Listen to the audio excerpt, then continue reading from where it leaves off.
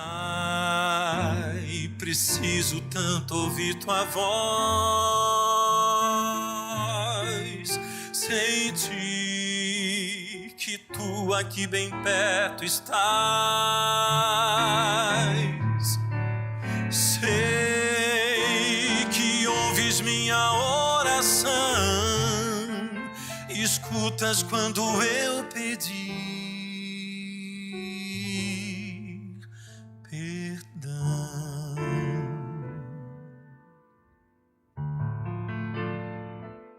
Bem, será que quando nós clamamos por perdão, Deus nos perdoa? Eu quero contar para você um pouco da história de Raabe. Raabe vai aparecer na história no início do livro de Josué. Josué, no capítulo 2, se você puder abrir comigo, eles estão agora se preparando para tomar posse da terra prometida. E Josué, então, envia alguns espias para a cidade de Jericó. Ele vai enviar esses espias para que os espias possam, então, averiguar a terra, e entraram na cidade de Jericó, porque seria uma das cidades que seriam ali possuídas pelos israelitas. Josué, no capítulo 2, verso 1, vai dizer o seguinte: De Sitim enviou Josué, filho de Num, 2 homens secretamente como espias, dizendo: Andai e observai a terra de Jericó. Foram, pois, e entraram na casa de uma mulher prostituta cujo nome era Raabe, e pousaram ali. Muitas vezes na Bíblia, essa expressão pousaram ali, no sentido do verbo dormir, dormiram ali, dormiram com ela, dormiu com fulano, é muitas vezes usado de maneira figurada para ter uma conotação sexual. E isso acontece também no nosso idioma, no português. Bem, parece que então esses espias eles entram na casa dessa mulher prostituta e eles dormiram ali. Será que eles se deitaram com uma prostituta, Raabe? Só que quando nós continuamos a ler, essa pergunta é respondida no verso 8, que vai dizer assim: Antes que os espias se deitassem, foi ela ter com eles ao eirado. Nós percebemos que no verso 8, na verdade, eles se deitam no eirado e não com ela, nem mesmo dentro da sua própria casa, mas em cima.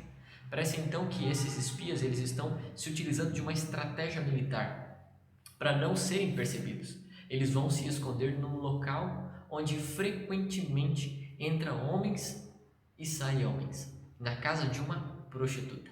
Qual o melhor lugar para você se esconder, se não um local que é extremamente frequentado por homens? Bem, eles entram ali, então Raabe fala com eles: olha, nós ouvimos que o Deus de vocês secaram o mar vermelho para vocês passarem, vocês destruíram os reis e etc, etc, e o nosso coração está abalado porque nós sabemos que o Deus de vocês vai entregar essa cidade e toda essa terra para vocês.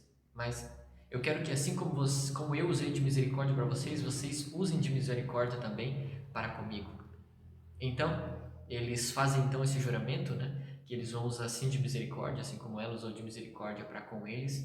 E se você continuar vendo no capítulo 3, você tem então esses espias, eles já voltaram. Você tem a passagem do Rio Jordão, o povo de Deus então passa o Rio Jordão. No capítulo 4, 5, eles vão passar pela circuncisão novamente e depois eles vão celebrar a Páscoa. Depois que eles celebram a Páscoa, então eles atacam Jericó, naquela história muito conhecida onde eles dão várias voltas ali, tocam as trombetas, enfim. No capítulo 6, no verso 22 ao verso 25, vai dizer assim: Então disse Josué aos 2 homens que espiaram a terra: Entrai na casa da mulher prostituta e tirai-a de lá, com tudo quanto tiver, como lhe jurastes. Então entraram os jovens, os espias, e tiraram Raabe e seu pai, sua mãe e os seus irmãos, e tudo quanto tinham, tiraram também toda a sua parentela, e os acamparam fora do arraial de Israel. Porém, a cidade e tudo quanto havia nela queimaram-no, tão somente a prata e o ouro, e os utensílios de bronze e de ferro deram para o tesouro da casa do Senhor. Mas Josué conservou com vida a prostituta Raabe e a casa de seu pai e tudo quanto tinha, e habitou no meio de Israel até o dia de hoje, porquanto esconderam os mensageiros que Josué enviara a espiar Jericó. Olha que interessante. Depois, obviamente, nós não temos mais informações sobre Raabe. Raabe vai aparecer depois, muito lá para frente, só com menção de que ela pertence à descendência, enfim, de Jesus, mas é interessante que nós não vimos mais informação sobre ela, o que aconteceu com ela, afinal, ela constituiu uma família. E é engraçado porque a tradição judaica diz que Raabe vai se casar depois com Josué. Isso é muito interessante, a Bíblia não menciona isso, mas uma curiosidade para você. Agora, imagina se você tivesse alguém da sua família como uma prostituta. Como que você se sentiria? Como que você ficaria se você soubesse que fulano de tal, seu parente, talvez alguém bem próximo, sua irmã, sua mãe, sua tia, sua prima, fosse uma prostituta? Será que você se orgulharia de dizer, olha, eu tenho uma parente, minha irmã, minha prima, que ela é prostituta? Bem, se o seu padrão moral for o padrão moral bíblico, obviamente nós não vamos nos orgulhar de ter alguém na família como uma prostituta, porque nós sabemos que isso é errado, obviamente. Mas o interessante é que normalmente a nossa tendência é de fato se afastar dessas pessoas, e apesar da vida de Raabe ser de prostituição, talvez ser uma vida solitária, talvez ela foi excluída da sua família, e talvez a família não tivesse de fato nenhum orgulho de dizer que, olha, nós temos uma filha, nós temos uma irmã chamada Raabe, talvez vocês conhecem, enfim, ela é prostituta aqui na cidade. É mesmo assim interessante notar que a sua família foi salva junto com ela. Se você reparou no verso que nós lemos, você pode olhar na sua Bíblia de volta, a sua família, seus irmãos foram salvos juntos com ela. Muitas vezes nós rejeitamos as pessoas, muitas vezes nós nos afastamos das pessoas porque elas estão fazendo aquilo que de fato nós sabemos que é errado. Nós sabemos distinguir de fato o que é certo e errado se a Bíblia é o nosso padrão, mas não é porque a pessoa faz o que é errado que nós não devemos continuar estendendo a mão para que ela tenha uma oportunidade de fazer aquilo que é correto. Afinal, Jesus morreu por nós quando nós ainda éramos pecadores. E uma história muito interessante que pode ilustrar talvez o cotidiano do que era a vida de Raabe é a história de Hilda. Obviamente um nome fictício, mas essa mulher, ela era de Costa Rica, ela era uma prostituta e ela conta a sua história em lágrimas. Com lágrimas nos olhos, ela começa a contar a sua história. Ela diz assim, olha, eu nunca contei para ninguém sobre a minha mãe. Na minha família, nós não tínhamos dinheiro, então aos 4 anos a minha mãe me vendeu como escrava no mercado de sexo. Enquanto outras crianças iam para a escola, eu tinha que trabalhar num bordel. Eu faturava bastante, o dinheiro era alto e todo o dinheiro que eu tinha, minha mãe levava. E na adolescência eu acabei engravidando. Não foi uma, mas 2 vezes. E nas 2 vezes que eu engravidei, a minha mãe levou as minhas crianças. Ela me disse que eu era uma pessoa suja, que eu não poderia criar os meus filhos. Então, ela conta que minha mãe então me obrigava a voltar para o bordel e continuar trabalhando. Eu continuava trabalhando porque eu não podia criar os meus filhos. Então parece que a única maneira que eu tinha de demonstrar algum amor por eles seria enviando dinheiro para eles, para que eles tivessem uma vida boa. A vida inteira, ela diz, eu me sentia feia, suja, envergonhada. Eu acabei me viciando em álcool, em cocaína, para tentar sufocar a minha dor. E certo dia, um cliente acabou ficando extremamente furioso porque eu me neguei a fazer algo que ele havia pedido. E ele pegou então um taco de beisebol e bateu na minha cabeça. E quando ela estava contando essa história, ela afasta o cabelo e mostra então a cicatriz que esse rapaz havia deixado nela. Ela conta então a história que ela acaba indo para o hospital e ela conta que lá no hospital ela pensa, deitada na cama, em tirar a sua própria vida. Em se matar, ela pensa, se eu simplesmente tirar esses tubos daqui, talvez tudo vai ser muito fácil e eu vou morrer. Mas em vez de ela fazer isso, então ela cai de joelhos ali na cama e pede a ajuda de Deus, porque ela queria de algum modo sair da prostituição. Ela disse, contando a história, eu queria realmente ser uma verdadeira mãe para os meus filhos.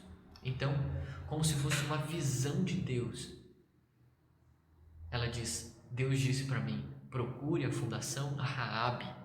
Mas eu mal sabia ler e escrever, eu nem conhecia a palavra Raabe, afinal ela era de Costa Rica e ela falava espanhol. Raabe não era uma palavra que talvez ela conhecesse, Mas junto com a enfermeira, então, eles acabaram descobrindo qual era o número da Fundação Raabe e ela acaba ligando para essa fundação.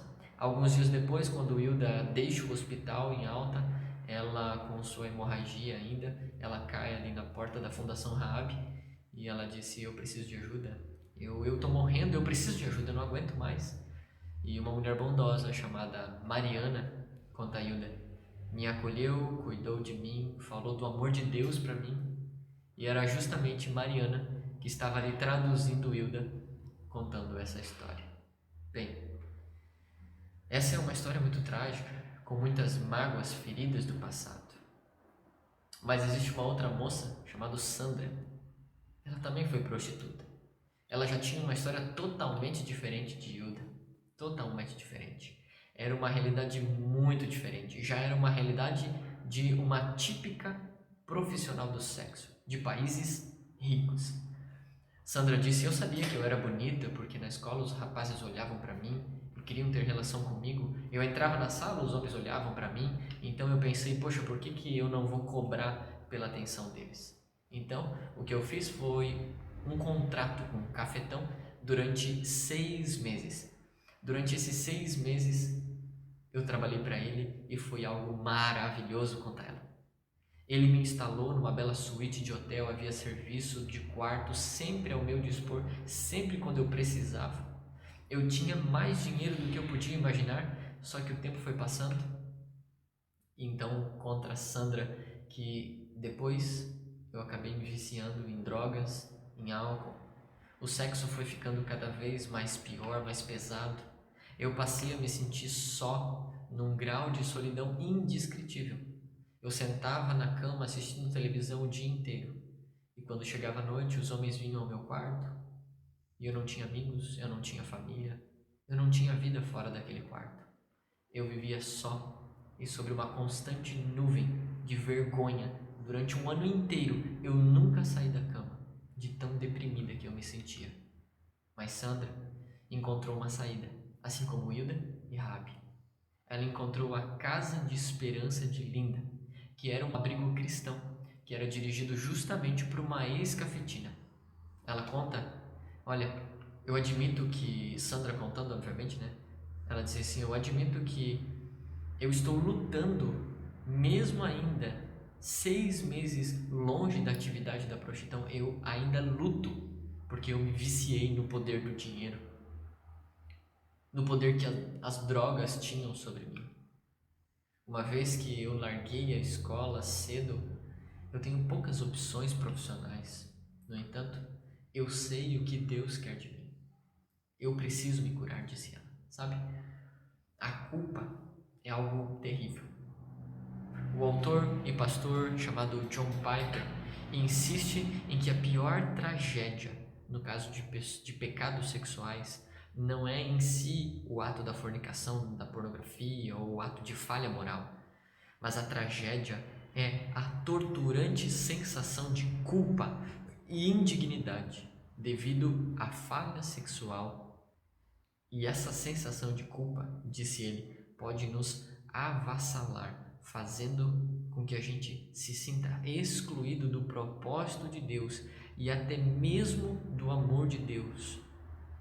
Afundados na culpa, disse John Piper, nós nos retraímos do perdão que Deus nos oferece. O ato em si, obviamente, é tão terrível quanto a culpa, e a culpa é tão terrível quanto o ato. Afinal, Jesus ele veio para os doentes e não para os sadios, para os pecadores e não para os justos.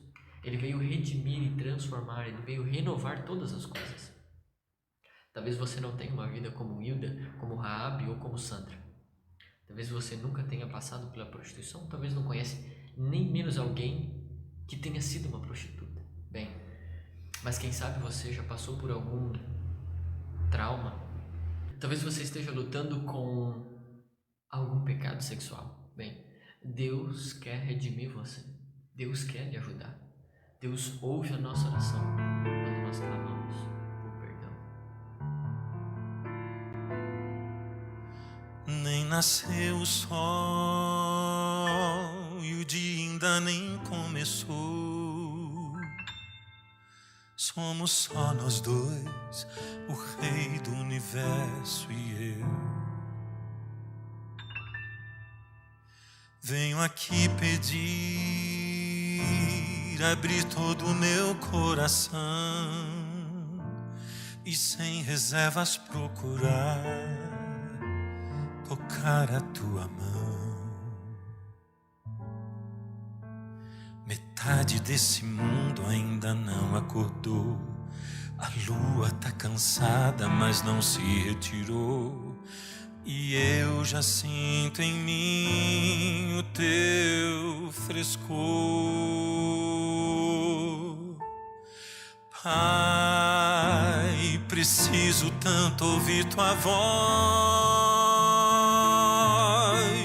sentir que tu aqui bem perto estás. Sei que ouves minha oração, escutas quando eu pedir perdão.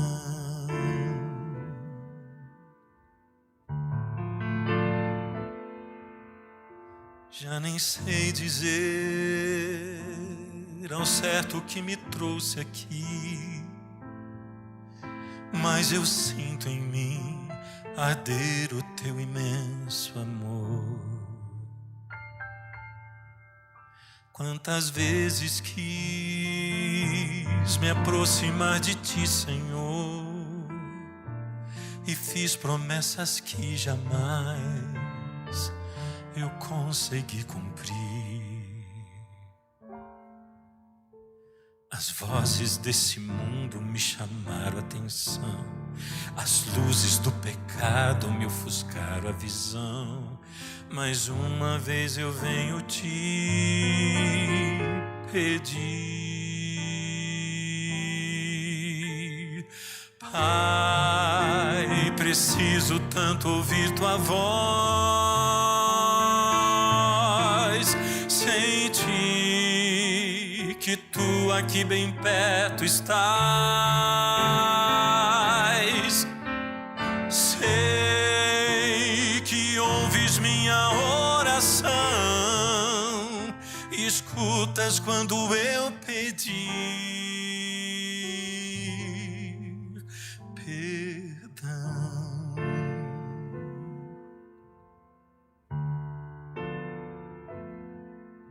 Madrugada, madrugada, me traz pra junto do meu Deus. Madrugada, madrugada, me devolve a paz do céu, pois eu sei que um só instante junto aos pés do Pai amante é capaz de transformar o meu viver. E ao invés de andar errante, inseguro e vacilante, vou centrar a minha vida em Jesus. Vou trazer no rosto o brilho de quem encontrou seu Deus.